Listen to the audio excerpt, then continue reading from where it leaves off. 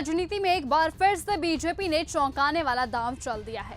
NDA ने उपराष्ट्रपति पद के उम्मीदवार के तौर पर महाराष्ट्र के राज्यपाल सीपी राधाकृष्णन के नाम का ऐलान कर दिया है। लंबे मंथन और अटकलों के दौर के बाद जब सबको लग रहा था कि किसी बड़े चेहरे या किसी राज्य विशेष से मैसेज देने वाले नाम पर मुहर लगेगी, तभी बीजेपी ने अचानक से तमिलनाडु के सियासी चेहरे और आरएसएस के पुराने कार्यकर्ता राधाकृष्णन को आगे कर दिया। ये फैसला ये साफ इशारा करता है कि बीजेपी दक्षिण भारत में अपनी पकड़ और मजबूत करने की तैयारी कर रही है। धनखड़ और वेंकैया नायडू के बाद अब तीसरा उपराष्ट्रपति भी दक्षिण से ही तय किया गया है।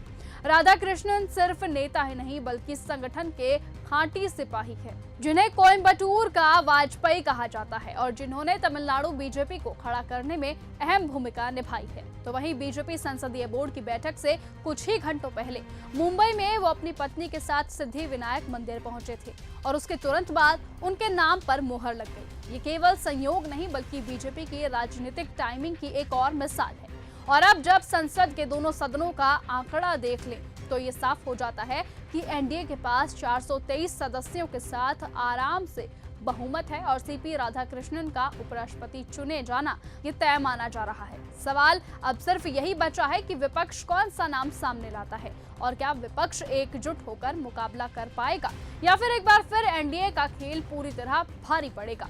प्रधानमंत्री मोदी ने भी ट्वीट कर राधाकृष्णन को बधाई देते हुए साफ कर दिया कि उनकी लंबी सार्वजनिक जीवन यात्रा और संगठन के प्रति समर्पण अब देश के दूसरे सबसे बड़े संवैधानिक पद की जिम्मेदारी निभाने में काम आएगा। यानी तस्वीर अब साफ है, बीजेपी ने चुनाव केवल औपचारिकता के तौर पर छोड़ दिया है। असली ताकत का प्रदर्शन नाम के ऐलान के साथ ही हो चुका है।